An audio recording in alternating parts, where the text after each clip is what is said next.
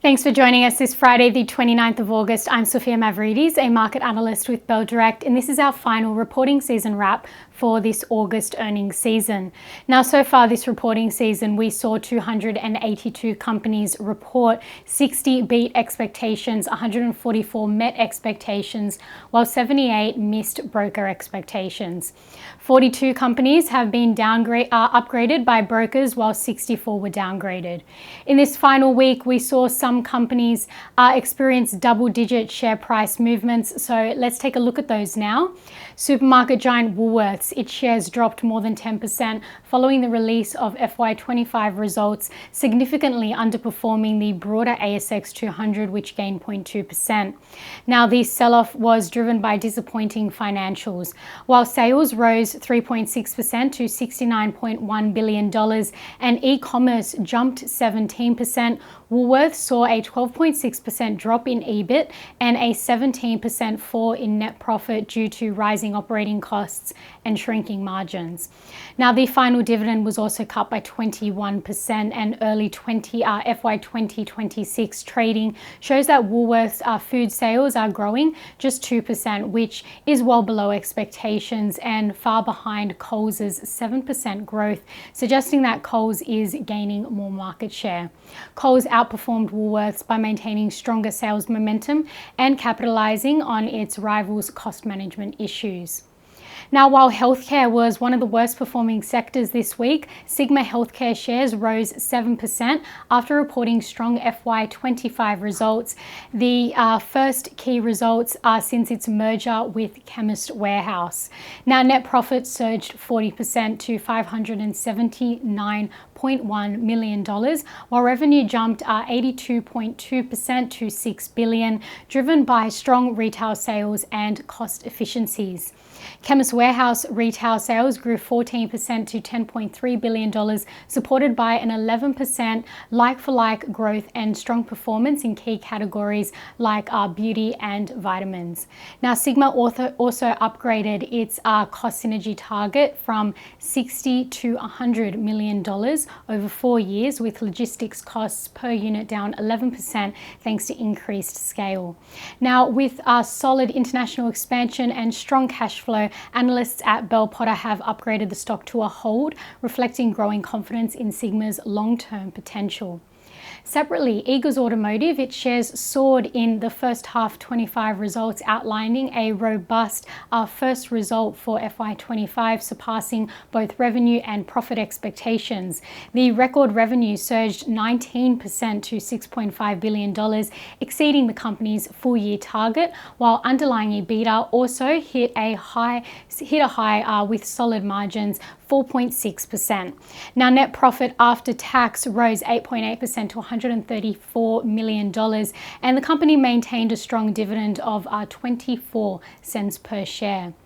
And shares in the Flying Kangaroo also took flight on results being released following a robust year of travel demand, surging profits 28% to $1.61 billion. Qantas boosted solid results with an underlying profit of $2.39 billion, driven by strong demand and Jetstar's impressive 55% EBIT growth. Now, group domestic and international both saw gains, with Jetstar benefiting from flight renewal and higher seat factors, and despite rising costs, Qantas maintained a strong liquidity position and announced $800 million in dividends. Now, looking ahead, the company expects continued growth in travel demand and Qantas Loyalty, which was up 5%, increasing capacity for the first half for 2026. Now, strategic investments in fleet and operations set to set the stage for further strength despite cost pressures, and it's widely known that the core Qantas brand is running an old fleet, hence capex rising 22% in FY25 to $3.9 billion. Now, the outlook for FY26 is looking strong, with key sectors set to benefit from easing headwinds, shifting consumer preferences, rate cut outlook, and eased inflationary pressures. Now, the themes that we've identified that will pave the way for a strong FY26 include cost management driven cost cost management, driving margin maintenance, if not expansion, momentum in moving markets, and those with strong tailwinds, they're likely to experience double-digit earnings growth in FY25. We've got management changes that have caused mixed reactions among investors, and they could signal strategic shifts for key names in FY26. The AI boom, it's far from overvalued. Investors are seeking growth opportunities in the small and mid-cap space as well. So some key points to consider there. Now, moving on locally, Monday to Thursday, the ASX 200 posted a 0.43% decline, with 8 of the 11 industry sectors in the red. Consumer staples and healthcare declined the most amid key financial earnings reports, while materials and energy, they were boosted by the commodity prices this week. The winning stock was Tabcorp Holdings. It saw a strong rally on well-received profit results. However, Macquarie analysts are neutral on the stock. They've signaled that the company is at its early stage execution for its turnaround strategy. And on the losing end, Domino's Pizza was the worst performer. It was down 24% after reporting this week, as it faced significant challenges and posted its first loss in 2 decades in FY25 due to elevated one-off costs from store closures and restructuring.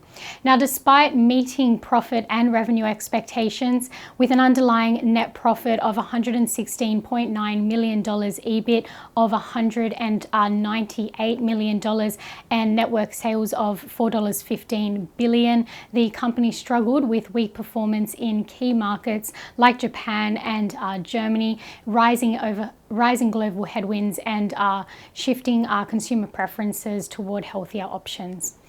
Now, the most traded stocks by Bell Direct clients this week, it was Aussie Broadband, CSL, SiteMinder, and clients also bought into Regal Partners, Woolworths, and BHP and WiseTech, while they took profits from CBA, Min Resources, and NAB.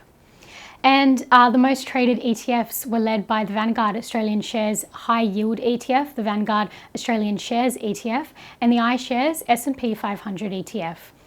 Now, on the economic calendar front, next week, we may see investors respond to key economic data out for Australia, including GDP growth for Q2, and the forecast for that it's 0.5% expansion, while Australia's trade balance data is out on Thursday.